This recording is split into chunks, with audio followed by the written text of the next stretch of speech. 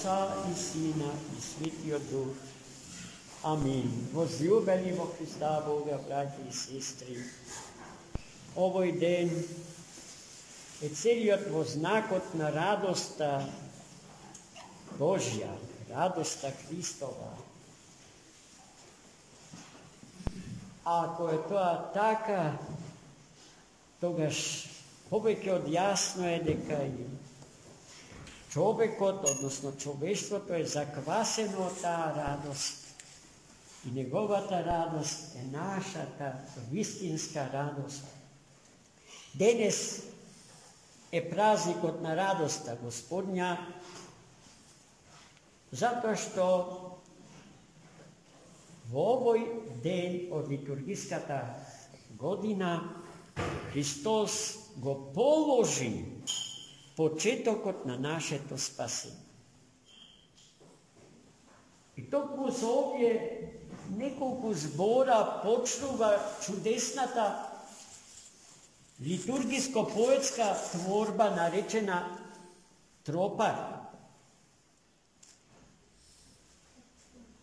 Днес спасенја главизна. Зошто денеска Бог го става, го втемелува почетокот на нашето спасение, а почетокот на нашето спасение е почетокот на домостројот Божи на спасението на човекот и на свет. Затоа што денеска е избрана Богомајката, личноста од родот женски, која што ќе ни го роди Спасителот наш, заради незиниот прекрасен, совршен живот воден во Господа. И сето тоа ќе треба да се случи со природата на жената Марија, без да се измени незиниот девствен карактер, незината чедност, незината чистота, бидејќи благовесникот, архангелот Гавриил, токму тоа и го кажа денеска на Богородица Мајка. Откако таа одби просто и наивно, како прамајката наша Ева, да го прими за вистински предлогот на сатаната и посегна по плодовите од забранетото дрво, од дрвото на познанието на доброто и на злото. А Богородица Мајка, знаејќи за грешката на нашата прамајка Ева, не сакаше да ја повтори нејзината непослушност. И затоа на зборовите што светиот архангел Гавриил ги упати: радуј се ја.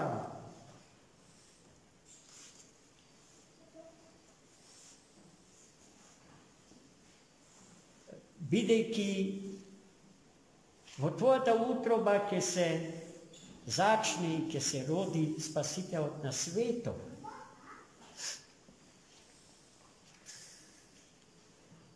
Господ с тобою, радуј се ја благодатнаја.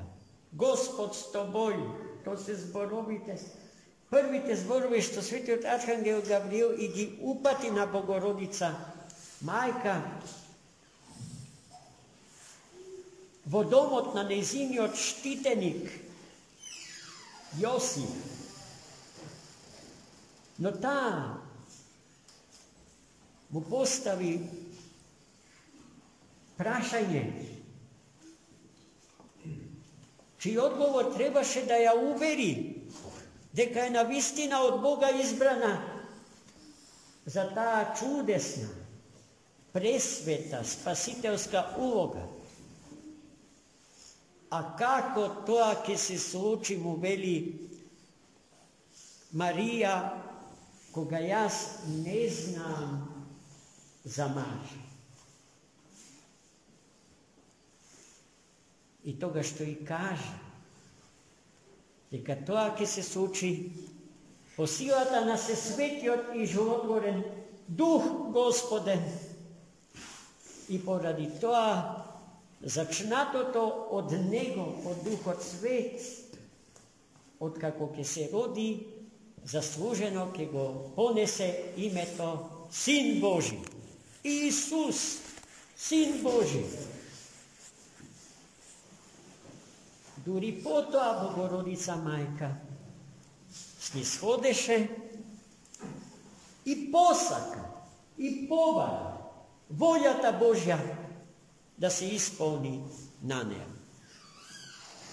И гледајте сега втората Ева, Богородица, со својата послушност ја искупува непослушноста на првата Ева. Колкава е голема, огромна, несогледливо голема улогата на послушност. Но во православната црква не се остава простор за изнудена послушност. Туку секогаш послушноста е доброволна. А се што е доброволно, зад себе ја има силата на љубовта и потребата да се принесе љубовна жртва Богу за животот на човекот и на светот.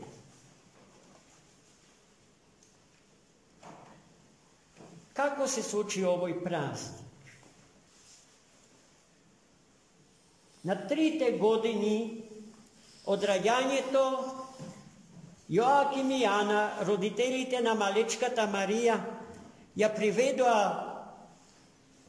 кон Ерусалимскиот храм и според древниот еврејски обичај својата ќерка ја оставија во женскиот интернат при соборниот Ерусалимски храм, за таму да биде растена и воспитувана во љубовта кон Бога и потребата да му служи нему во сета чистота своја. Богородица Мајка не можела да остане таму повеќе од 11 години. Во 15-тата година од својот живот, таа требало да го напушти интернатот, но така што ќе биде верена и омажена, зашто за друг статус старозаветната жена и не знаела. Тогаш идејата за монаштвото не постоела. Напротив, идејата да се живее безбрачно била осудена, апсолутно неприфатлива за старозаветниот човек и старозаветната култура на живее. И кога наполни, измина 11 години, светиот пророк Захари, таткото на Јован Крстител, ја праша за незината намера, а таа му кажа: јас немам намера да стапам во брак, бидејќи сиот свој живот му го ветувам на Бога. Со целиот мој живот без остаток сакам да му служам на Господа. Гледајте, во тоа е и суштината на безбрачноста на машкото и женското монаштво денес. И епископот не стапува во брак, за да се обрачи, да влезе во мистичен брак со Христа и неговата света црква и со целиот живот на Христа Господа и на светата црква негова да им служи, да нема земски грижи, или какви годе други грижи, освен грижата да му се посвети со целиот свој живот на Бога и на Светата Црква. Старецот и свет пророк Захари бил шокиран, избезумен од зборовите на Марија, 15 годишната Марија. За таква алтернатива, ке повторам, старозаветниот човек и старозаветните библиски книги не знае како да се спаси образот на тоа девојче. Тоа била сега грижата на светиот пророк Захари. Советот на свештеници при соборниот храм избрале 12 благочестиви мажи, достојни да стапат во брак со достојна на себе жена. Старецот Захари имал прекрасна намера да ја определат на Богородица мајка човек кој што ќе знае да ја заштити од сите напади и богохулни клевети и да биде, за да биде исполнителка на волјата Божја, на планот Божи за спасението на човекот и свет. Од 12 го избра Јосипа, човек стар, во длабока возраст. Човек кој што му припаѓаше на истиот род, како и малечката Марија, народот Давидов. И така тој ја зеде при себе Марија и таа живееше во неговиот дом во неведена побожност. Практично животот што го живееше во женскиот интернат при соборниот храм во Ерусалим го пренесе во домот на Јосипа, старецот Јосип. Го читаше Светото писмо, толкувањата на библиските текстови, го поминуваше времето на својот живот во молитва и во самооткажување од сите страсти, чувајќи се во совршена чистота, поради што малечката Марија не знаеше за лични гревови и покрај тоа што таа не беше слободна од гревот на првородителите Адам и Ева, генетски наследен. Кога советот на трите ипостаси Божи решија да се случи настанот што го празнуваме денеска, во мигот кога светиот архангел Гавриил застана пред неа, Светата Дева Марија ја читаше книгата на светиот пророк Исаи и стиховите каде што е запишано: ете, Дева ке зачне и ке роди син.